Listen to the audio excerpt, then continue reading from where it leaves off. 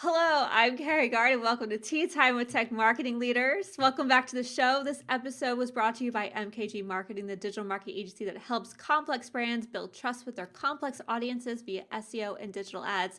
Complex brands like Extra Hop Networks, a cybersecurity company who MKG went on a 7-year journey that accumulated in a $900 million exit to Bain Capital and CrossPoint Ventures. Thank you, MKG. We are live on LinkedIn and YouTube. If you're here with us, say hello. We look forward to hearing your questions and answering all of them. It's the beauty of being live. We want to know that you're here with us, and we want to make sure that you're part of the conversation. So chime on in. Chime on in. With me today is Aerin Paulo. Nope, Paulo.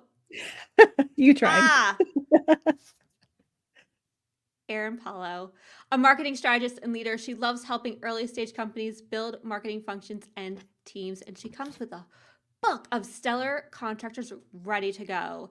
As the head of marketing at Compliant, her previous company, she built out the marketing function, focusing on taking a complex topic and creating a brand, content, and strategy that kept things simple and easy to understand for the user. She built and led a small but mighty team that was passionate about helping entrepreneurs and small businesses navigate the complex world of tax. Whew. Yeah, to say the least. She's been a team of many times. So she's learned a ton, but she excels the most in marketing strategy, communication, content marketing, go-to market, social media, and demand generation. She is certified in agile marketing, meaning she's super organized, analytical, and able to pivot when needed. She's on a mission to help early stage companies and startups build and scale sustainable marketing practices and develop nimble, amazing teams. Aerin, welcome to the show. Thank you. Nice to be here. I'm sort of kicking myself on not getting your name right because I grew up in a household of DePaulo. So I'm like, Oh, I just needed to drop the D, and I was there, and like, how did I mess it up? So yes, it first happens. Italian, as you do. So excited to have you here with me. Before we get into the heart of our conversation, which I cannot wait to unpack, you having joined companies one after the other as the first marketing hire and help them build a full marketing team and that journey to help others along the way. I want to know your story. I mean, that's sort of like what you do, but like, how'd you get there, right? Like, that's the brilliance of it all. So, whether marketing found us or you found marketing, it's always an interesting journey. So, why don't you tell Trevor and I? Hello, Trevor. Thank you for joining us. Tell Trevor and I your story, Aerin. What do you do and how did you get there? Sure.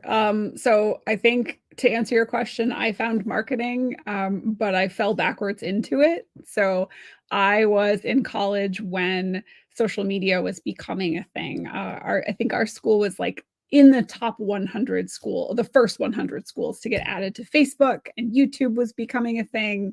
And I was at school for this thing called new media that nobody knew really how to define it. But there was elements of film and photo editing and online storytelling and all of this different mishmash of new media. And I really took to the Facebook and the YouTube of it all.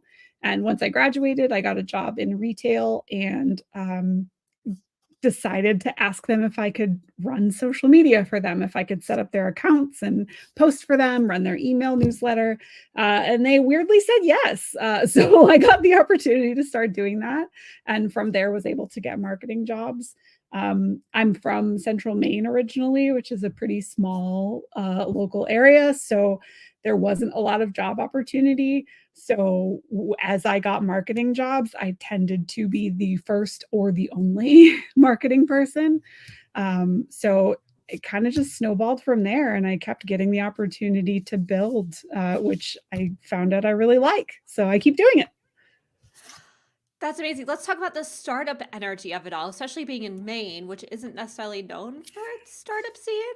Nope, not at all. But apparently it has is it have you been remote all the time to find that startup scene, or did you start in Maine at companies that were startups? What was sort of like that journey and transition from into those companies? Yeah. So when I was in Maine, that was mostly small businesses, which you could call a startup, but there's no VC backing, there's no startup mentality. But small businesses aren't that far off, if you ask me. Especially a lot of them, you have to convince them that they need to spend money on marketing. It's very difficult to get them to understand how important it is, and that you can't. It's pay to play, and getting them to understand that was a challenge. And then I ended up moving to Connecticut eventually, and around here there really isn't a startup culture either, not much of one anyway. But I found a remote role through a startup, or at a startup, and kind of got into the official startup world from there. Was it a little bit culture shocky going from like a small business to an actual to a startup, like, or was it pretty similar?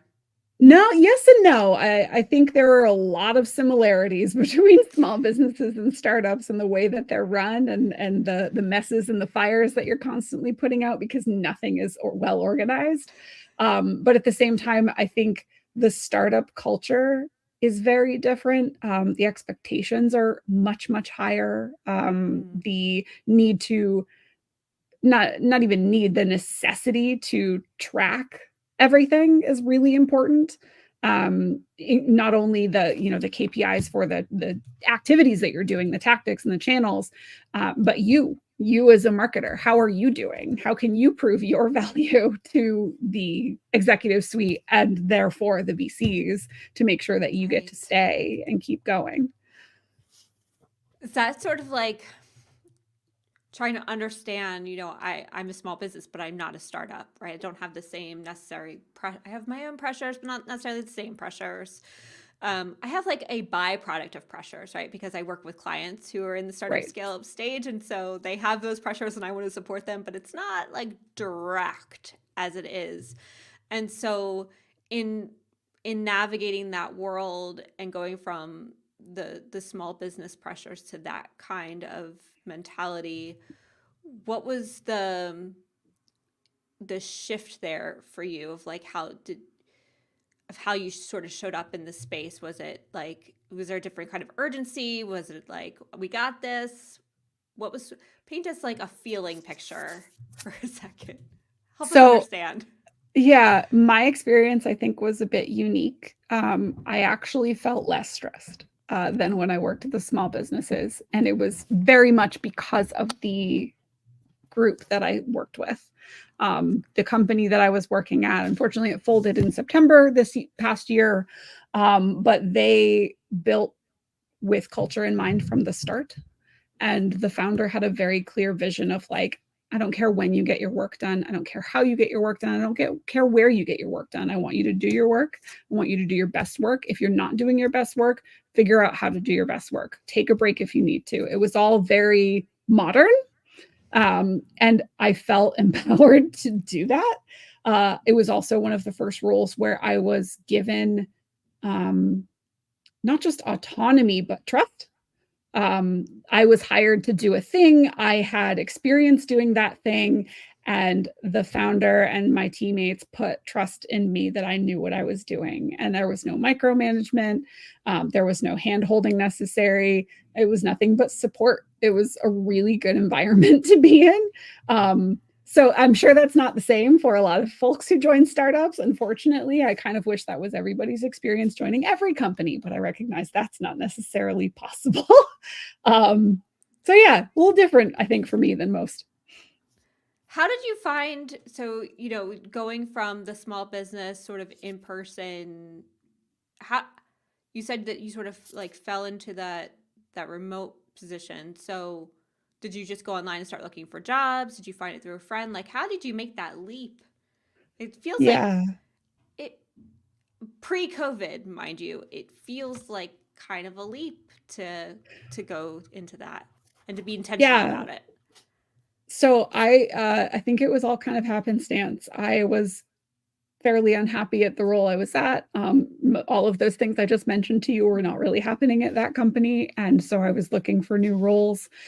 We had just gone remote March of 2020. And so I had been kind of like passively looking, but conveniently, when you're remote, it's a lot easier to look for a job while you're working. So I was able to do that, which was actually really beneficial to my mental health because I'm pretty sure it wouldn't have gone so well if I had stayed. So I ended up finding this job on LinkedIn or Indeed or something. And I had a meeting with the founder, and she was great. I kind of knew it was a fit right off. She actually asked me in my initial interview with her what I did to keep track of my mental health and make sure that I was like in a good place. And I was like, that's a weird first interview question, but also amazing. Yeah, it's okay. Writing that one down. And we got along really well. It was actually funny. So she had it was for a head of marketing role. And at the time I was at like a marketing manager level. And we chatted, and she came back to me, and she was kind of ready to offer me the role. And I said, look, I'm not really a traveler. Travel is a thing that I enjoy doing occasionally with my family, but I'm not someone who wants to be on the road 10, 20, 30% of the year. And the head of marketing role that she was thinking of at the time was going to require that. And she said, I appreciate that you know that about yourself. And she went with somebody else. Come to find out, they were working their own freelance job full time at the same time as trying to do a full time job with the company. So she came back to me and said, I think we should try to figure this out. So she actually hired me on as a marketing manager level there, and gave me the time and the freedom to like grow and make mistakes and figure out how to get to my next step. And I grew to the head of marketing role there, and the rest is history, I suppose, at that company at least. Yes, to all of that. I mean, I think now that now that we're all remote, generally speaking, now that we're 4 years in post, I guess technically 3 years post COVID, mental health playing a really significant role in us sort of putting our stake in the ground of this being important to us, of what we're all looking for. It's nice to see that companies are leaning into that. So thank you to that lovely human who started that company and brought in people in a world that offered them that kind of support. Yes to all of that. I'm so striving for that. That's amazing. Let's talk about where you are now. You got it. You had a bit of a break, and now you found a new job. Congrats. Thank you. You're a A week break in? is very yes, I started Monday. Oh my gosh. First weekend, how's it going? It's going well.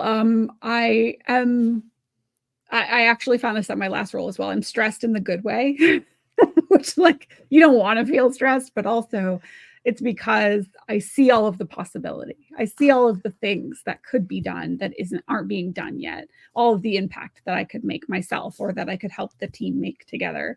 And I think I'm an anxious person, unfortunately, by design, so that I am seeing all of these things. I'm like, yes, let's do them now. That's not how that works. So I'm trying to balance, the anxious excitement and all of the things that I'm going to get to do with the reality of like, okay, at the end of each week, let's make a task list. Let's prioritize all those great ideas and make sure we're not trying to do all the things in a week, because that's how burnout happens. Let me tell you. Yes, it is how burnout happens. And I love feeling the same way. I have a few companies I'm working with as their head of marketing, and I just want to like do it all. Um, and they're slowing me down by design, and I appreciate that because they want to get very specific things right. And it's hard because I'm like, but let's go. We have all these things we want to do, like go time. And they're like, well, yes, and we want to get certain things about this right. It's okay to fail in other ways, but like these things we want to get right. I'm like, okay, fine, you're right, I get it. So I love that, and I feel it. I'm with you, Aerin. I'm totally with you, and the challenge. I'm feeling it. I'm feeling it. Let's talk about. So you've joined this company. Are you the primary marketer, the only marketer? Paint us a picture of the team that you're on. Yeah, so I have a great former, now current colleague that I worked with at a previous e-com company, and he pulled me on board. I am the first official, I suppose, marketing hire. They had some folks that are kind of like marketing adjacent, but it's so this is a uh, D2C e-com company that previously did a lot, or actually still does a lot on like QVC and wholesale. So they're really just building this D2C arm pretty recently. So they have some folks who do marketing adjacent to marketing very like things, but they're currently on a creative team. So they're not called marketing. Right, right, So I'm right. the first official, like I am a marketer. Like that's me. That's what I do. And I think that's one of the things we're starting to figure out is like, how do we all work together? How can I help them? What can I help improve? Because I'm coming in from this position of I've been this first person a bunch of times. Yeah. So I know what to look for, I know what to ask. So far it's been really good. Everyone's got amazing feedback and they're being really candid out the gate, which is great. That's kind of hard to Fun. find sometimes. Yeah. Yeah, it's exciting though. Everyone's been incredibly nice. They're like, help, yay. Somebody, more hands on board. Let's do this. Yes. Uh, in terms of you starting on as the first marketing hire, which you mentioned you've done a couple times now, a bunch of times, where do you start? You is it always the same channels, the same playbook, or does it vary? Like, where do you figure out where you can make the most impact right out of the gate? Sure. So I usually start by asking a metric ton of questions. And typically that will be, do you do this yet? What exists here? What processes do we have for this? Is there one? And then I will usually ask to see any assets that they have that are relevant, like a brand book or something like that, and data that they can show me, how things are, if they already have social channels, for example. A lot of companies will set up their profiles and do nothing with them, or set up their profiles and do the whole spray and pray across them thing. So in those cases, it's helpful to look and see like, okay, did any of that work? um, so it's a lot of questions. It's a lot of digging into what exists and then looking for opportunities that I've seen work elsewhere. It's the baseline, right? Mhm. So establishing, Benchmark. yes, benchmarks. I'm a fan of benchmarks. I feel like they get a bad rap. Yeah, same. Is that is that fair to say that they get a bad rap? I feel like I mean, I think it's like anything. It's not gospel. Don't take it as gospel. It's a guideline. It's a place to start rather than starting with something instead of nothing. So I think if you look at it as gospel, then yes, I agree. They probably would get a bad rap, but baseline. Yes, mhm, somewhere to like say I always find data is wonderful and useful if you can actually compare it to something. But if you're just looking at a yes, number, we got sure. 2,000 visits to our website. Cool. Yeah.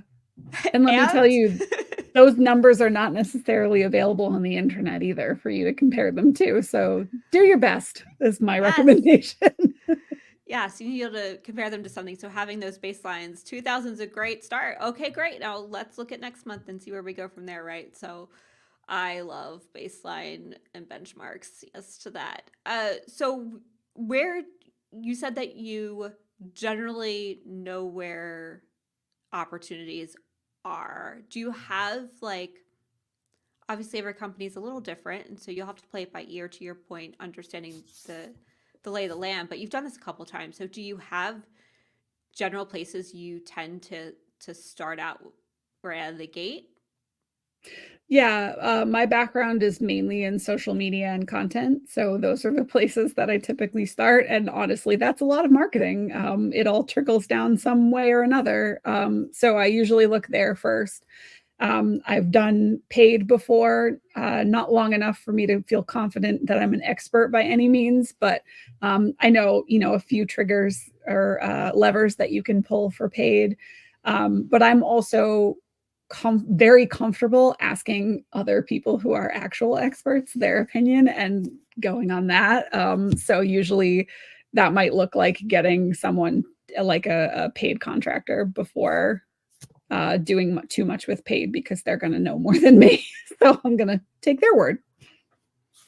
Yeah, contractors are definitely a blessing. Let's talk about this then, because we're getting into the people side of it in regards to the team you build. So you start off, it sounds like you know a lot about social, you know a lot about analytics, you know a lot about content.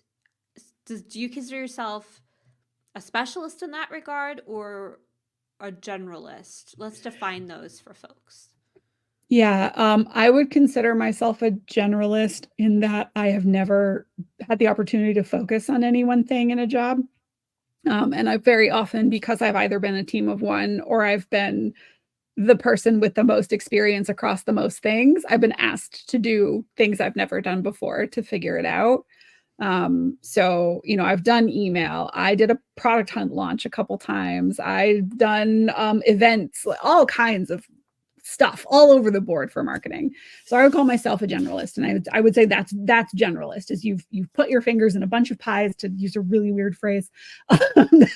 And Yeah. a specialist would be more like there's just one pie. Yeah. You're a figure it outer. Just social. Yes, I'm a figure it outer. Mm-hmm. I think there's beauty to being a figure it outer. I'm going to make a statement. You're going to tell me what you think, because you have more experience here. I think there's power in going from being a figure it outer to becoming a specialist. Yeah, for sure. I mean, it translates, right? Like, right? You're figuring out, instead of figuring out an entire channel or an entire tactic that you've maybe never done before, you're figuring out something more deep or specific that can actually move needles. Yeah, I think that's fair. And I feel like the channels have gotten more complex over the years too. Yes, absolutely. I actually just was setting up a Twitter account for the company I now work for, and come to find out, I think this used to be the case, and then they went back on it, and now it's the case again. But handles can only be 15 characters, and it was news to me. It had been a while, I suppose, since I set one up. But Twitter is just like, I feel like that's the massive example of how much things have changed and gotten complicated. I can't call it the other thing. It is Twitter. Yes to that. Yeah. Mm-hmm. Agreed. And moving on. Mm-hmm. Let's talk about so when you join a company as the first marketing hire, it sounds like you generally need to be a generalist to figure it out, or you don't really know what you're going to show, what pies are going to be on the table when you show up. Is that the case of which your journey has been, or are the pies generally the same, just with a different filling? No, I think you're right. I think you're right, because whether, you know, in my cases with small businesses and startups, whether it's a small business who you need to convince to spend money, and that includes on contractors who are more knowledgeable than I and can do a thing that I can't do, or you're a startup and the VCs want to keep everything lean, and therefore they're hiring only contractors instead of full-time folks. So you need that support. I think you have to be, actually lost track of what it was I was trying to say. So you're generally, so when if you're talking about being a T-shaped marketer, right? Yes. I'm going to.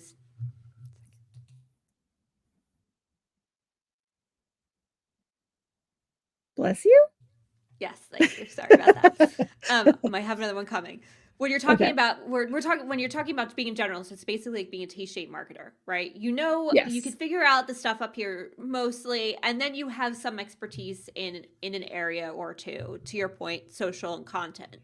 So when you're showing up to a new company, do you generally immediately go into social and content because that's really what a company needs, and you know that, and then you layer in these other things in terms of contractors and what to bring in? Or does it really it really depends, and then you're able to bring in those content, those contractor expertise, and social and content can wait. Like, what are sort of your go-to initiators out of the gate, and does it change?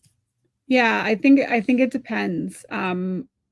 It depends on where the company is and how much they've got. If they've got nothing, then it's a pretty efficient use of budget for me to set up the things that I know well and get those rolling.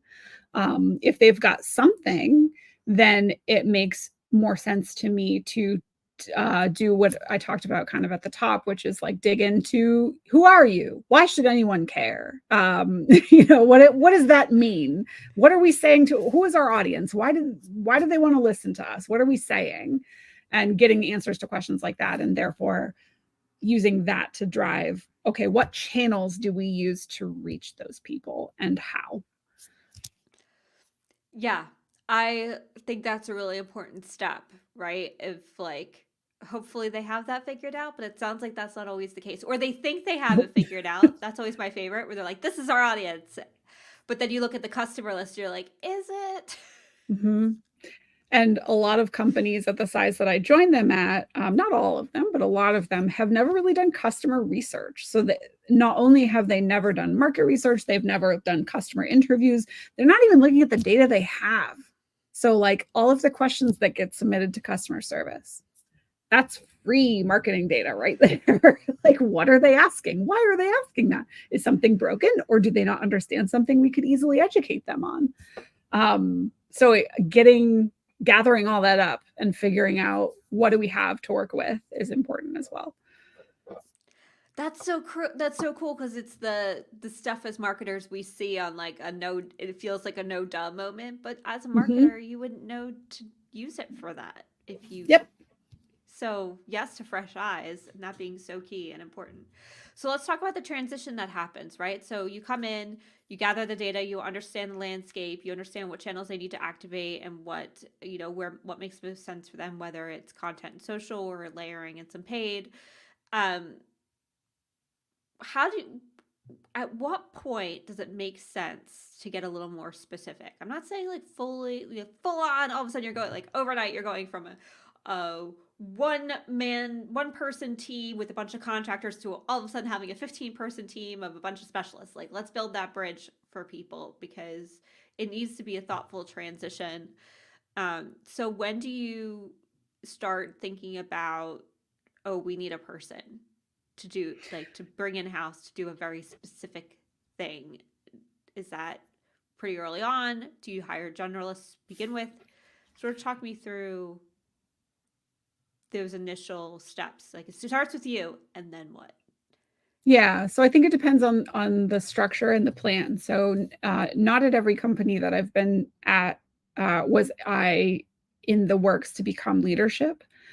So if I'm just a manager and they're not planning on making me anything above that, then it makes sense to have, you're effectively like player coach. You're IC slash management. So it makes sense to do as much as you can yourself. And when you are feeling stretched too thin, get support, whether that looks like a contractor or just like a specialist or a marketing specialist, the title, or marketing coordinator, whatever makes sense. I will say that in the year of our Lord 2024, where we have all of these layoffs for almost 2 years straight and all of these amazing humans just getting let go for what feels like no reason, I am leaning towards contractors for as long as I can, because I don't ever want to hire somebody I can't keep. Oh, So that's I fair. feel like that's a good start, and that's probably where I'm going to go for as often as I can. Just because, and that isn't to say, by the way, because I don't tend to use agencies myself. I tend to lean more towards individuals. Mm-hmm. So that isn't to say that that individual couldn't become that full-time hire. In fact, that's a perfect scenario. I actually almost had that happen a couple times in my previous role, which would have been super cool if the company had shut down. But I think, treating contractors like their employees to an extent. Obviously, you Mm-hmm. can't control their time; they're still their own boss, etc. But including them in things, giving them information, you will get a really great relationship, and you will get a lot of what you get from a full-time employee just without the full-time hours. So I think it's valuable to do contractors as much as you can. When it makes sense, you hire another generalist, but potentially someone a little bit more junior so that the marketing manager could do a little bit more of like, here's what we're doing and why, and the junior associate can do the things. Mm-hmm. And then once you're there, you start looking at bandwidth and you start looking at return on investment. So, are the freelancers or the junior associate, whomever, are they spending too much time on something that will actually move the needle on the revenue side?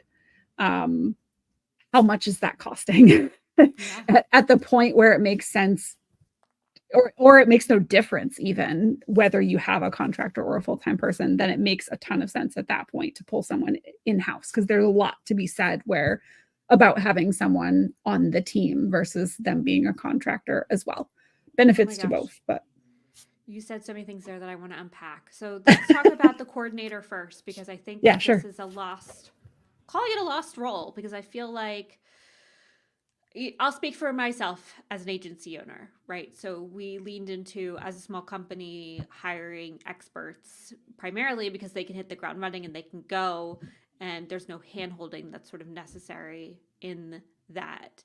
In doing so, though, we left a generation behind. We didn't bring people up and through. And so there was a time, to your point, Aerin, there's been a ton of layoffs, so it's not so much at this very moment, but there was a time where hiring felt impossible Mm-hmm. because there was a huge gap between experts not wanting to leave their current job because things were so unstable, and then not having a pool to pull from because we all were hiring experts. So I love that you're talking about the coordinator. Let's paint that picture a bit better in terms of what a is this somebody right at how many years of experience do they have, or are they right at a college, and then what types of things do you personally lean on a coordinator for?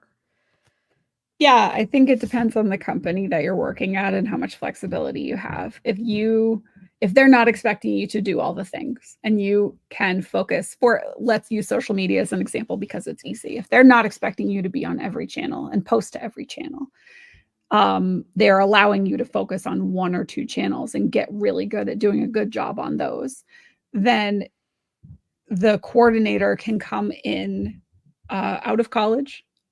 It depends on bandwidth of yourself Sure. as well, right? Because it depends on how much training and teaching you have the ability to do. I really enjoy that piece of it. So I didn't mind. We had a few interns in my last role that we were helping learn the ropes effectively. But then if you don't have the bandwidth to train and teach quite as much, then a couple years experience, I would say, works just fine. Yeah, I think that's really important because it doesn't feel like a huge difference, but somebody straight out of college who's never had a job before, where you literally have to tell them everything that they have to do, and like minuscule step by step process Mm-hmm. is night and day from somebody who's had at least a year of experience, who are starting to get that figure it out mentality of Yeah. anticipating and taking things to that next step. I think is very interesting.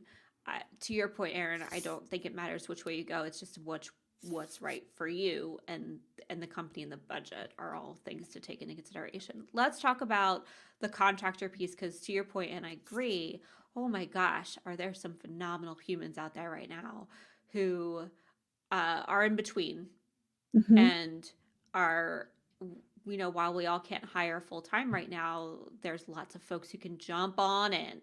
So I'll speak for me, and I'd love to hear from you. Obviously, is for me the contractor piece is the specialist. Mm-hmm. I don't need a generalist from a contractor standpoint. I need somebody who can come in.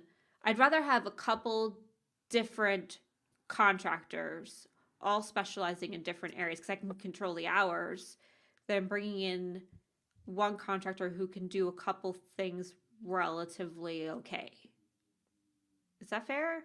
How do you do that? How do you manage Yeah, it? I think that there's something to be said for bandwidth here as well. I think I haven't done this myself, but I thought it would be interesting to, when you join early on as a first marketer or something similar, to hire a generalist contractor to get their thoughts on what the company should be doing. So, not saying you don't do that work as well, but you kind of like, what did you miss? Like, it's Yeah. two heads are better than one type scenario. And that can be a temporary situation, or you could bring them on to do something more specific once you get their feedback, because that's the nice thing about generalists, is that theoretically they can become a specialist if you need them to. They've done email, therefore you can say, okay, can you focus on email for us? Ta-da, you've already got this person. But I do agree that that's the typical route I go as well, which is like, we have a PPC specialist, we have a email specialist, we have a social specialist, contractors. So it depends. Again, that's I think I saw that the other day. That's a marketer's favorite phrase. It depends. It is. It totally is. And it does. I think what's fascinating and helpful in these conversations is hearing your what you've done in the past to work for you. So it's helpful to see like, okay, this is how you've used these particular roles. And I love that you're talking about contractors in particular in a way that's like a gut check, Mm-hmm. especially as a single uh, as a single hire, like as an island, you need a thought partner. Mm-hmm. You need somebody to bounce it. We are out loud. I don't know about all marketers, but generally, I feel like we're out loud processors. Yep. We need to hear things like together. Am I Talk through crazy? it. Yeah, talk through it. Hear their points of view, their expertise. The other thing I heard you say that I really loved was when you're thinking about contractors, you might need a specific thing, but you might find a generalist who can start there, or maybe they see a bigger picture and then they hone there.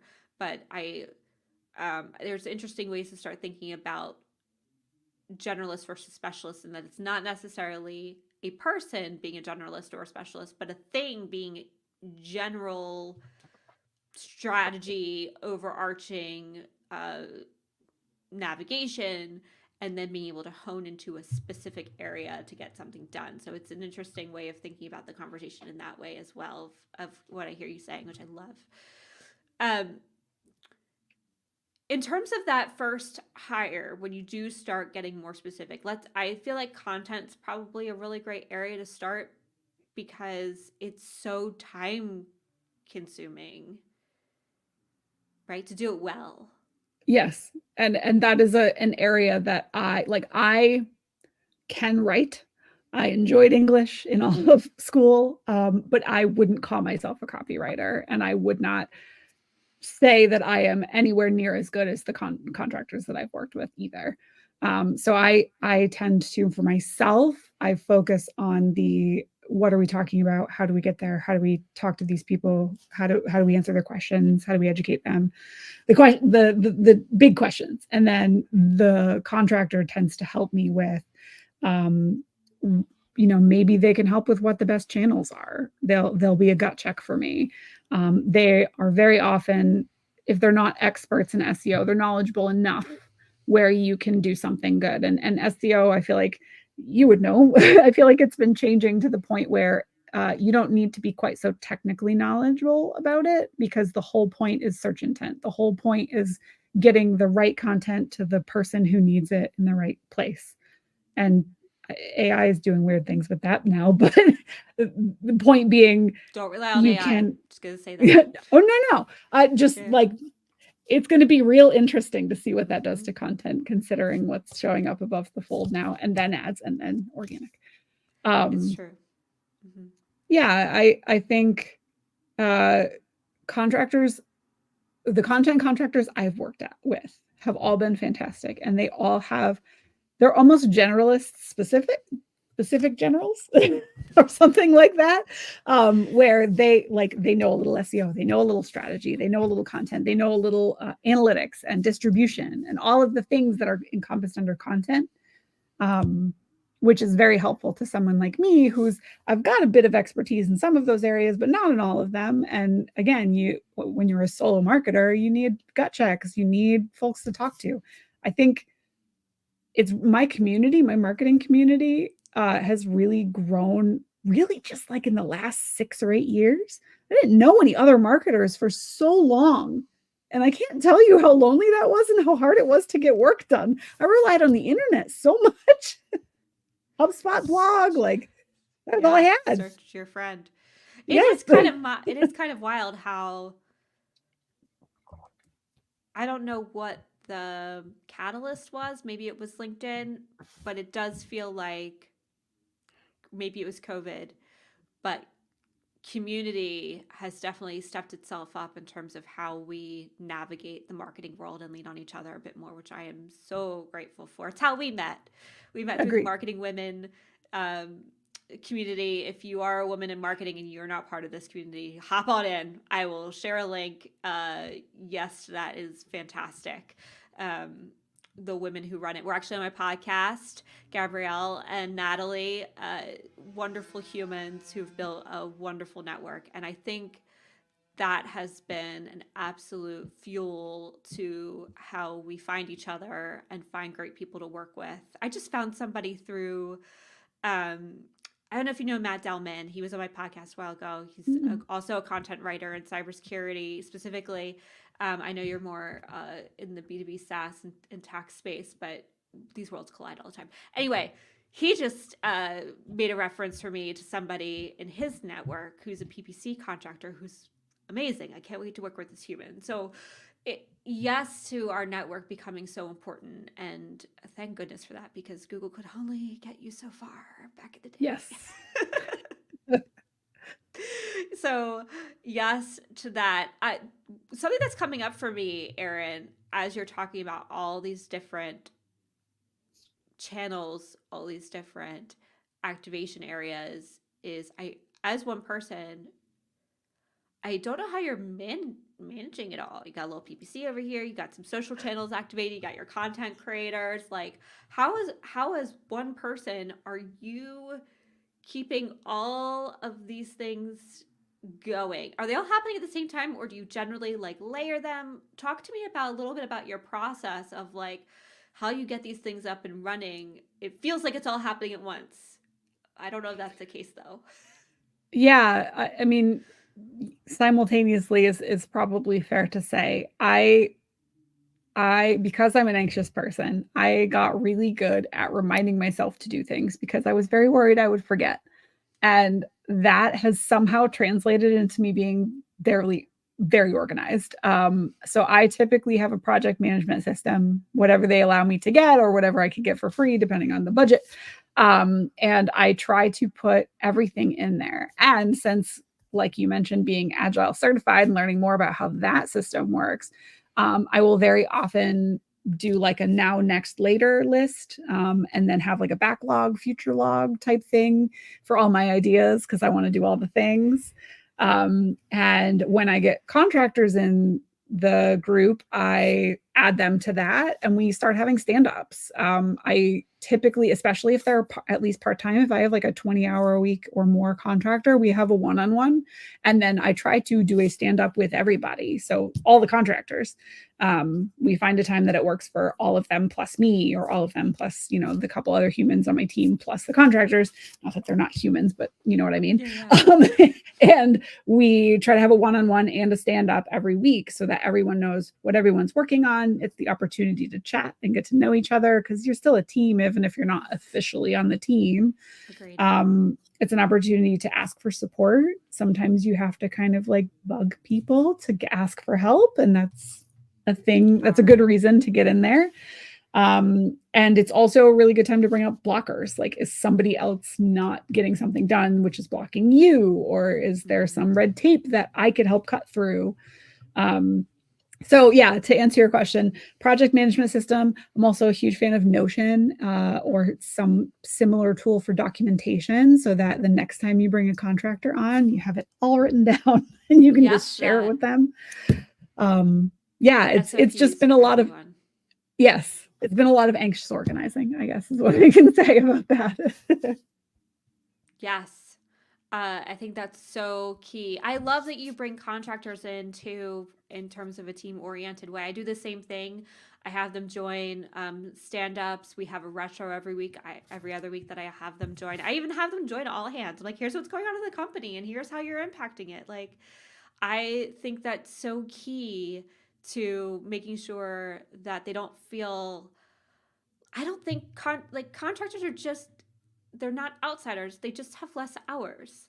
Right. Y'all still need to get along and work together. And so I love that you plan that way, and you do the stand up, you do the one-on-ones, and you bring them into the fold. I think that's necessary to have a productive, organized team. So hats off to you, Aerin, for figuring that out.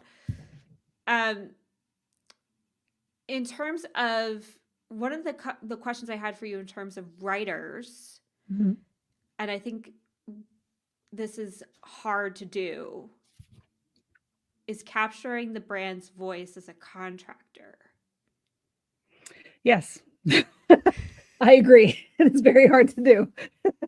um, so the most experience I have doing that is in my most recent role, where I was at the startup for 3 years.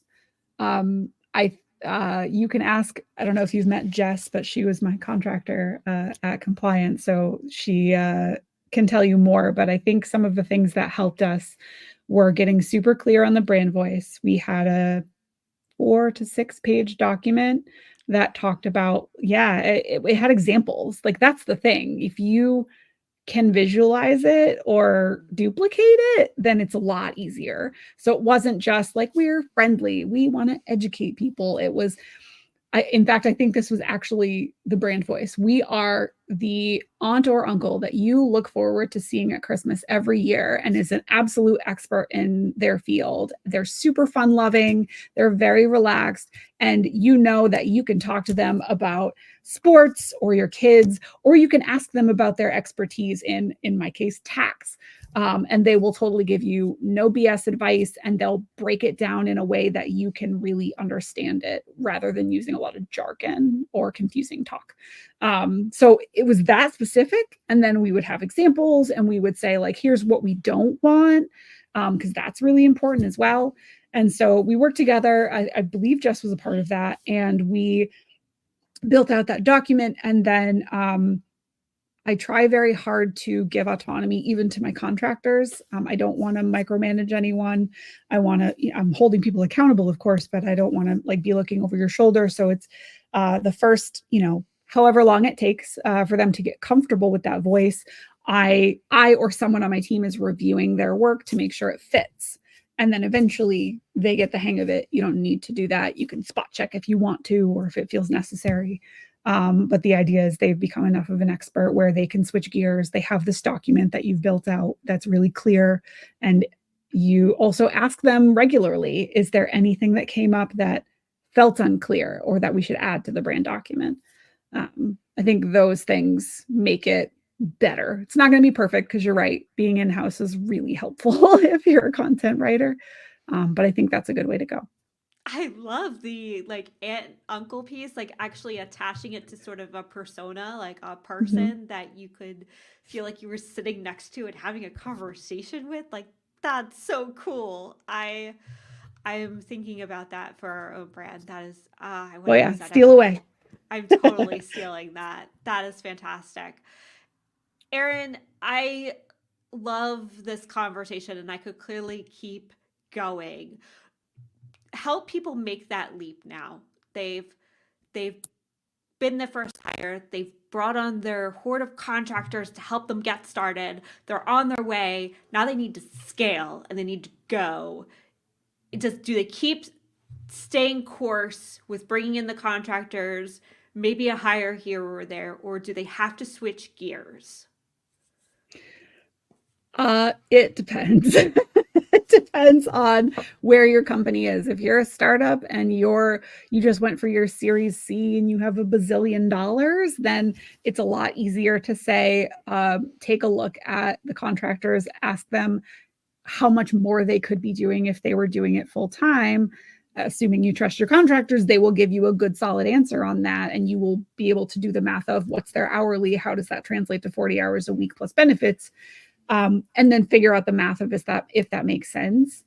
Otherwise, I mean, honestly, if you can go and find contractors that will stick with you for a while, then that's great. I would keep doing that. If you have the bandwidth and you've triple checked the numbers so that there won't be layoffs in the future, ideally, then I think hiring on a couple in-house folks is always helpful, especially just because you have someone else available to help or answer questions or do a thing at the same hours you're working for the most part. That's a good point. That's not something we've touched on. Let's wrap this up with that in terms of how you navigate the accountability piece with contractors. It's a lot easier to hold internal people accountable. They're subject to working with you and only you of everything that needs to go on within the company. But when you have people who are also working for other clients and their hours are a bit restricted, how do you communicate in a way that makes sure that those deadlines are hit? How do you communicate in a way that's probably a bit more asynchronous? I'm assuming it's a project management system is a huge piece to that, but yeah, Slack and the project management system. So we communicate on Slack, and I personally for my team always set the expectation that like I do not expect that you're sitting on top of Slack waiting to answer me. Like that's not, even for my full-time people, I'm not expecting that of you. But I would ask that you respond in a reasonable amount of time, typically a few hours. And for contractors, the ask is basically like, I'm going to leave you messages. I do not expect you to respond immediately, but I would appreciate you answering within a day or so, assuming we haven't already talked about you're going to be off, it's a weekend, like those situations. And we include them in the project management system so that they know what's due when, if something's missed. We used ClickUp, which I really enjoyed. So it will send me an email and then I can touch base with them and say like, what happened? How can we prevent this in the future? And in my case, our contractors were so fantastic that we kept a lot of them for a long time, and they had their own OKRs that they were kind of responsible for, obviously with me as a backup. So our PPC folks, they were trying to hit specific numbers, specific users onboarded through the ads. So they spoke to that every time we had a meeting as a group. I love it. Wow, that's a lot of trust putting that on contractors to actually own numbers. I mean, as vendors, that happens to us, but I guess it's similar. That's awesome. I think that again, that brings them into the fold. That makes them feel empowered. That holds them accountable naturally. Oh my gosh, I love this conversation, Aerin. Same. It's so helpful to just think about a different way to do it, especially when you're in a crunch right now where there was probably a ton of layoffs that happened and you went from having a whole team at your fingertips to being a team of one, and how you might navigate that. And this is a brilliant way to think about this lovely web of contractors that you bring in on very specific hours to do very specific things to get things off your plate. You don't have to do it all. Mm-hmm. It's really hard to like navigate and to feel you don't have to do it all. It's so true. Ugh. I think getting to the point where you're comfortable calling out when you're overloaded is really important as well. Hopefully you have leadership that supports that. But even with contractors, sometimes you can't do it all. Sometimes things have to be deprioritized. And inevitably when people come to you and say, hey, can you do this thing? Getting comfortable saying, absolutely, what can I push off in order to get it done? And also, when do you need it by? Asking for dates. Ask for dates and ask for prioritization, always and every time. It's very helpful. So helpful. I'm terrible at that. And yes, Same. to the importance of that. So bad. So bad. Aerin, where can people, before I ask you my last question, we do my people first question, where can people find you? Where can they learn more about, if they want to become a contractor maybe of yours, what's the best place to get in touch? LinkedIn. Yeah. It's good. It's a good home base for us all. Yep. For us all. My other stuff is all personal because I have a kiddo and I keep that private for him. Yes to that. Yes to that. I love, Aerin, last question for you before you are more than a marketer. 2024, we've figured out this COVID thing. It's here to stay. We're navigating it. It is what it is, but we're traveling. The world is open again. Remote work is here to stay. What are you most looking forward to in this new era, this new dawn? That is a great question that I don't have an answer to. Because the answer is not nothing. I know that. I am trying to. I don't do New Year's resolutions. I do words, focus words. And this year, my focus words are curiosity and balance. So balance to figure out and making sure I have that work-life balance. I'm signing off at the end of the day and not thinking about work, that sort of thing. And curiosity, both in learning new things and also questioning my own mindset when I'm thinking, when you catastrophize, think about why are you doing that? Does it need to happen? That sort of thing. And those words are, I'm hoping, going to help me grow as a person and maybe get out of my comfort zone and do something interesting. I don't know what it is yet, though. Well, I'll follow up with you and find out because that's important work and it's hard work. And I commend you for putting those words to work and figuring those out. Yes to that. We all need to be doing both of those things, and good for you for putting intention behind it. Aerin, I cannot say it enough. I'm so grateful for this conversation. Thank you so much. Thank you. Me too. If you liked this episode, please like, subscribe, and share. Again, this episode is brought to you by MKG Marketing, the digital marketing agency that helps complex brands build trust with complex audiences through SEO and digital ads. It's hosted by me, Carrie Garden, CEO of MKG Marketing. And if you'd like to be a guest, ping me. Let's hang out. I'd love to have you on the show.